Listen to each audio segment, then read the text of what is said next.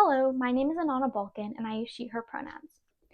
As a privileged white person living in Western Massachusetts, it's disturbingly easy to feel so removed from the climate crisis. As I was searching for an anecdote to explain how climate change has impacted me, I struggled. I've never lost things to a wildfire. I am far from the ocean and do not see the waves creeping higher and higher every year, and while the temperature is certainly rising, it is so incremental that it makes it easy to ignore. Yet, when I examine my life carefully, it is easy to see the impacts of climate change, and when I am prepared to use my imagination well, I can see the ways that it will impact me in the future. And even though the wildfires feel far away, many of my peers have family living in Los Angeles. When there were fires in Canada a few summers ago, the smoke blew its way to Maine, where I was at summer camp. The gray tendrils working their way into our noses and throats, making us cough and dread even 5-minute walks outside. The thing is, climate change does not have borders. It does not know that Maine is in the United States and the fires are far away in Canada.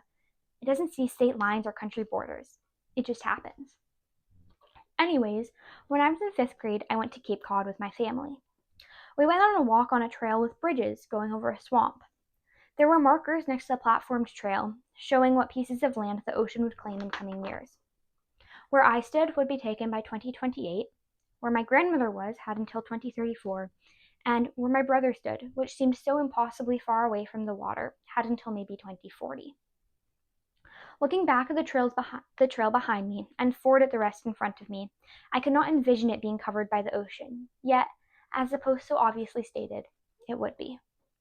I bake a lot for my family. I get put in charge of making birthday cakes for a lot of people, and as we all have large sweet tooths, we almost always have some other sugary treat lying around. My favorite treat, and the favorite of most of my family, is anything chocolate. Milk chocolate, dark chocolate, truffles, brownies, cookies, hot chocolate, anything with chocolate gets devoured without delay. What I only recently learned, though, is that cacao beans are becoming harder and harder to grow in the changing climate and with changing precipitation rates. Chocolate is already becoming more expensive, and my mom recently told me of a global cocoa shortage. And while we might be able to live without this sweet treat, although life would be a lot worse, it is only one of the many losses we will face with climate change. I have a lot of nature surrounding my house, and while I would not consider myself a nature kid by any stretch of the imagination, I do frequently go on walks on the woodsy trails, feeling protected and sheltered by the warm green canopy of trees covering my head. I usually take a trail that goes next to a small brook, and in the winter, I put on my snow pants and watch as the water trickles through the wintry mazes of ice. The fresh air helps me clear my head. My little brother loves being outside even more than I do. He spends his summer days in our backyard and would be incredibly happy to roll in the mud all day should my mothers let him. Nature plays such an important role in our lives, and I think we often take it for granted. We as people use nature and rely on it for so many things, from supplies to food to activities to a place to hang out. We take so much from it and benefit from it in so many ways, and it is upsetting that we are not able to do more to prevent its demise. Climate change has a way of making one feel so incredibly helpless and small. It's a global issue, so what can one person do to prevent it? It can feel very far away and like a problem of the future, except there's a climate clock ticking and it says that the time left to make change is limited. When I think about it too much, I feel paralyzed by fear of the future, but I also can't comprehend what is happening. What would happen if we ran out of time on the clock? Would the world just immediately explode? As I'm writing this, the clock has 4 years and 154 days left on it before our carbon budget runs out and we reach a place of no return. What this looks like, I am not sure.